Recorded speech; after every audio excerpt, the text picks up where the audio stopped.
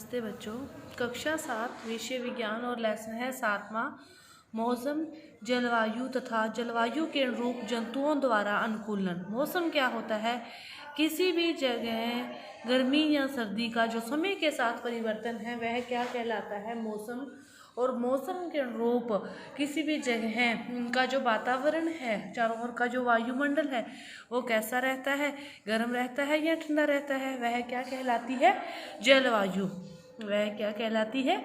जलवायु। और जलवायु के अनुरूप जंतु हैं वो कैसे अपना जीवन यापन करते हैं, अपने किसी भी जगह पर रहते हैं तो अपने को उस जगह की आदत हो जाती है और फिर उस जगह को छोड़कर किसी दूसरी जगह जाकर जीवन यापन करना अपने लिए बहुत औखा है। तो इसी प्रकार जो जंतु हैं वो भी एक विशिष्ट जलवायु के अनुरूप अपना जीवन यापन करते हैं। तो देखो, सबसे पहले आपको दे रखा है मौसम कि आप किसी भी सबसे पहले मौसम से पहले आप एक बात जानो कि आपके घर में किसी भी प्रकार का कोई फंक्शन हो, चाहे किसी आपने स्कूल में कोई प्रोग्राम करना हो या फिर खेल का कोई मैच हो, तो उसकी कमेंट्री में भी आपने सुना होगा कि आज बहुत बादल छाए हुए हैं, आज बारिश होगी। तो चाहे आपको कई बार घूमने जाना हो तो भी यही देखा जाता है कि मौसम कैसा है, गर्मी है, सर्दी है, बारिश है, उसी के रूप अपने अपना प्रबंध करके बाहर जाते हैं।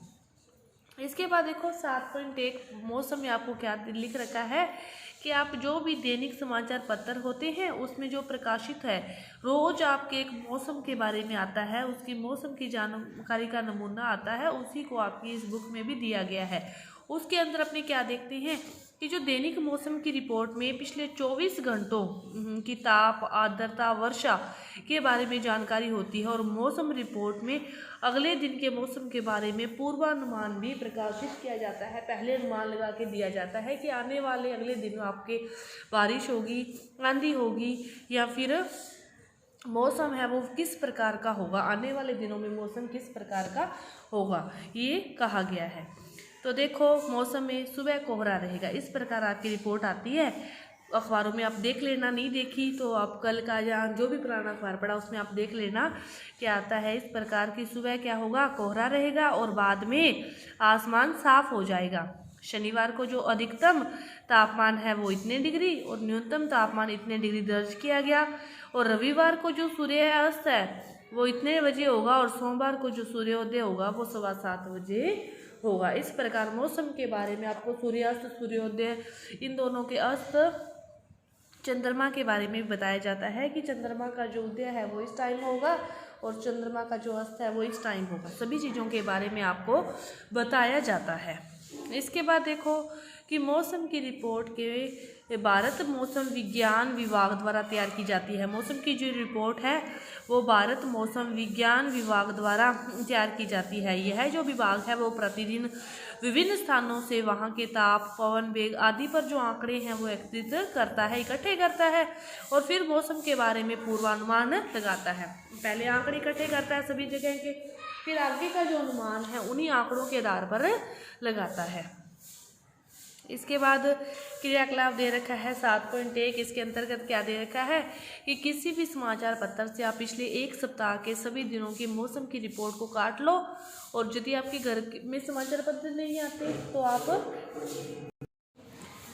समाचार पत्र लोगे, खुद के घर में नहीं है तो आप आस पड़ोस से या किसी से भी आप पुराने समाचार पत्र मांग सकते हो और फिर उनमें जो मौसम की जो रिपोर्टें आती है उनको क्या कर लो, काट लो और आप एक पुस्तकालय पर, एक चार्ट पर, किसी भी शीट पर, किसी भी जगह उन सभी रिपोर्टों को डे वाइज, तारीख वाइज एक साथ सीक्वेंस में लगा लो और फिर आप देखने का प्रयत्न करो कि क्या रोज के तापमान में, रोज के मौसम की भविष्यवाणी में क्या जानकारी आती है और कितना उनमें अंतर होता है।